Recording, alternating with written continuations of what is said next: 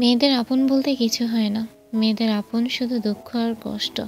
সবাই তাদেরকে ছেড়ে গেলে এই জিনিস দুইটা তাদেরকে কখনোই ছেড়ে যায় না। আসসালামু আলাইকুম, welcome back to my another video. I hope সকলে ভালো আছেন। আমিও আপনাদের দোয়া এবং আল্লাহর অশেষ রহমতে আলহামদুলিল্লাহ অনেক ভালো আছি। চলে আসলাম নতুন দিনের নতুন আরেকটা ভিডিও আপনাদের সাথে শেয়ার করতে। আশা করি আজকের ভিডিওটা আপনাদের কাছে ভালো লাগবে, আর ভালো লাগলে অবশ্যই সম্পূর্ণ ভিডিওটা জুড়ে আমার সাথে থাকবেন। সকালে ঘুম থেকে উঠে প্রতিদিনের মতো আমি যে কাজগুলো করি সেই কাজগুলো একের পর এক শেষ করছি। তার ভিতরে একটা কাজ হচ্ছে এই যে আমার প্রতিদিনের গ্লাসগুলো একটু ধুয়ে রাখার।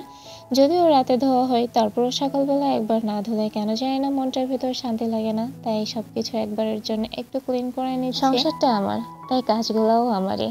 আমার সংসারের কাজগুলো পড়ে থাকলে কেউ এসে করে দিবে না, আমাকেই করে নিতে হবে। তাই কাজ পড়ে রেখে বা জমিয়ে রেখে কোনো লাভ নাই। সময়ের কাজটা সময়ে করে ফেলাটা। কাজ করতে আমি ভীষণ ভালোবাসি। সংসারের কাজের ভিতরে আমার কোনো আলসেমি নাই, কোনো কষ্ট নাই। আমি সবসময় আনন্দের সাথে আমার সংসারটাকে পরিপাটি করে গুছিয়ে রাখি, সংসারের কাজগুলো করে থাকি।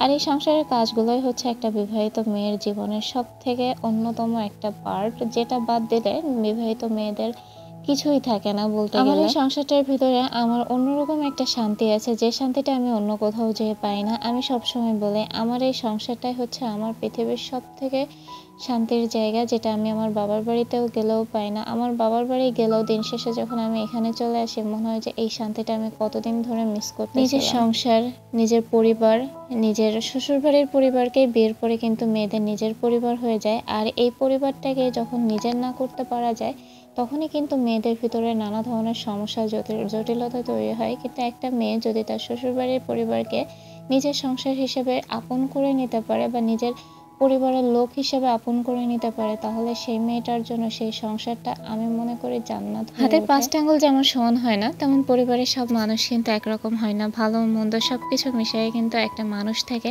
আবার একটা মানুষ কখনোই সব মানুষের কাছে ভালো হতে পারে না, কারণ একটা মানুষের যেমন ভালো দিকটা আছে তেমন তার খারাপ দিকটাও আছে। তো এই ভালো খারাপ মিলাই কিন্তু একটা মানুষ হয়, একটা সংসার হয়, সংসারের প্রতিটা ব্যক্তি হয়। দুঃখ কষ্ট একে অপরের পরিপূরক। ভালো মন্দ নিয়ে যেমন মানুষ থাকে তেমন সুখ দুঃখ নিয়েই কিন্তু আমাদের সংসার জীবনটা হয়।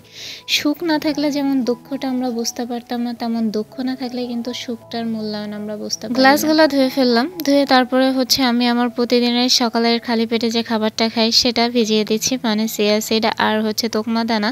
এটা কিন্তু আমার জন্য অনেক বেশি উপকার দেয়, মানে আমার পেটটা ক্লিয়ার করে ভীষণভাবে।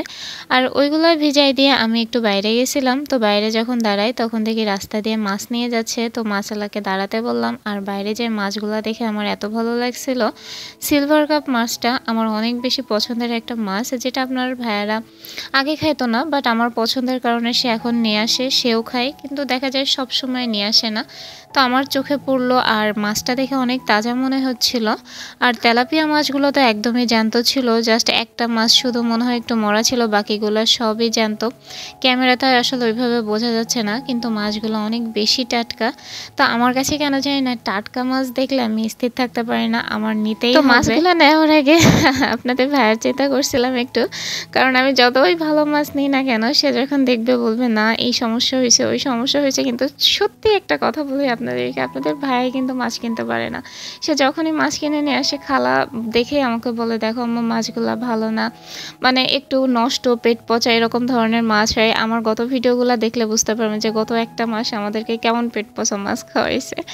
যাই হোক, আমি অনেক চিন্তা ভাবনা করে মাছগুলো নিয়ে নিয়েছিলাম। আর মাছটা নেওয়ার পরে আমার কাছে কিন্তু অনেক বেশি ভালো লাগছিল, কারণ 350 টাকায় এতগুলো মাছ এখনকার বাজারে পাওয়া খুবই দায়। তার উপরে যদি আবার এরকম টাটকা কথা বলতে বলতে আমি কিন্তু আমার দুপুরের রান্নায় চলে আসছি। এর ভিতরে মাছগুলো আনলাম, এনে হচ্ছে আলাদা করে রাখছি। সকালের নাস্তায় রুটি ভাজছি ফ্রোজেন করা, তারপরে হচ্ছে আলু ভাজছি।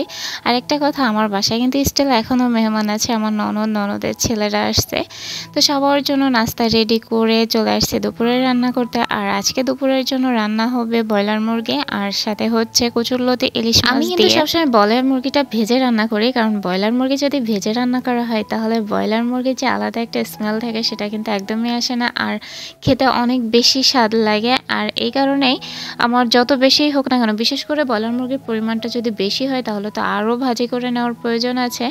যখন ব্রয়লার মুরগিটার পরিমাণ বেশি হয় তখন যদি রান্না করতে যাওয়া হয় দেখা যায় পানি এত পরিমাণে বের হয়, ওই পানিটা শুকাতে মানে মাংসটা কষাতে কষাতে মুরগির মাংসটা সেদ্ধ হয়ে যায়, আর পরে ঝোলের পানি অ্যাড করলে মাংসটা ছাড়াই যায় হাড্ডি থেকে। এই ক্ষেত্রে আপনারা যদি ব্রয়লার মুরগির মাংসটা এভাবে ভাজি করে রান্না করেন তাহলে মাংসটা কিন্তু একদমই সেদ্ধ হয়ে ছাড়াই যাবে না হাড্ডি থেকে, যেমন মাংস তেমনই থাকবে আর খেতেও অনেক বেশি স্বাদ লাগবে। তাই আমি সবসময় চেষ্টা করি ব্রয়লার মুরগিটা এভাবে ভেজে রান্না করার। মনে আছে কিছুদিন আগে আমি আমার বাবার বাড়ির একটা ভিডিও শেয়ার করছিলাম যেখানে আমরা সবাই মিলে পিকনিক করছিলাম। তো ওখানেও কিন্তু প্রায় 8 কেজির মতো মুরগির মাংস ছিল, 5 কেজির মতো চাল ছিল, পোলাওয়ের চাল, বিরিয়ানি রান্না হয়েছিল। তো ওই দিনও অতগুলো মাংস আমি কিন্তু ভেজেই রান্না করছিলাম পিকনিকে। আর আজকে মুরগির মাংস রান্নাটা অনেক বেশি মজা হয়েছিল, একদমই বোঝাই যাচ্ছিল না যে এটা ব্রয়লার মুরগি। এটা আসলে আমার কথা না, এটা আপনাদের ভাইয়ের কথা। খাইতে বসে দুপুরে আমাকে কোনো কমপ্লিমেন্টস দেয়নি, বাট রাতে সে আমাকে বলছিল যে আজকে যে ব্রয়লার মুরগি খাইলাম কিন্তু বোঝাই গেল না যে এটা ব্রয়লার মুরগি। আর পরিবার থেকে এমন সুন্দর সুন্দর কমপ্লিমেন্টস পেতে কিন্তু ভীষণ ভীষণ ভালো লাগে। আমার তো ভালো লাগে, আমার তো মনে হয় আমার অন্যান্য আপুদেরও ভালো লাগে। আর বিশেষ করে যদি প্রিয় মানুষটার কাছ থেকে পাওয়া হয় তাহলে তো কথাই নেই, কারণ আপনার প্রিয় মানুষটা বা আপনি যার জন্য আরেকটা ফ্যামিলিতে যাচ্ছেন যে মানুষটার হাত ধরে, সেই মানুষটাই যদি আপনার কাজের প্রশংসা করে বা আপনাকে প্রাধান্য দেয় তাহলে দেখবেন পরিবারের প্রতিটা মানুষই আপনার প্রশংসা করবে, আপনাকে প্রাধান্য দেবে। আর এই জিনিসটা আমি ভীষণভাবে এনজয় করি যখন আপনাদের ভাই আমার সোশ্যাল মিডিয়াতে যখন কেউ কাপল ব্লগ শেয়ার করে তখন তাদের অবশ্যই ভালো বিষয়গুলো শেয়ার করে। তবে হ্যাঁ, অনেকেই কিছু কিছু অডিয়েন্স আছে তাদের এই ভালো বিষয়গুলো দেখে মনে করে তারা সারা সময়টা জুড়ে এরকম ভালো সময়ের ভিতর দিয়ে পার করে, তাদের ভিতরে হয়তো বা খারাপ সময় নেই। কিন্তু সেসব অডিয়েন্সগুলো কেন বুঝতে চায় না যে খারাপ সময়গুলো তারা আসলে দেখাতে চায় না, তারা ভালো সময়গুলোই দেখাতে চায়। তার পেছনে লুকানো খারাপ সময়গুলো কেনই বা তারা দেখাবে। হ্যাঁ, মাঝে মাঝে যখন খারাপ সময়গুলো আসে তখন সেই মানুষগুলো তারা একটু টিটকিরি দিয়ে কথা বলে, কিন্তু তারা কেন বুঝে না এই খারাপ সময়গুলো সবার ভিতরেই থাকে, তাদের ভিতরেও থাকে, আমাদের ভিতরেও থাকে। তবে হ্যাঁ, মাঝে মাঝে খারাপ সময়গুলো যখন মাত্রা অতিরিক্ত ধৈর্য ছাড়া হয়ে যায় তখনই কিন্তু সেই কাপল ব্লগাররা তাদের খারাপ সময়গুলো শেয়ার করে।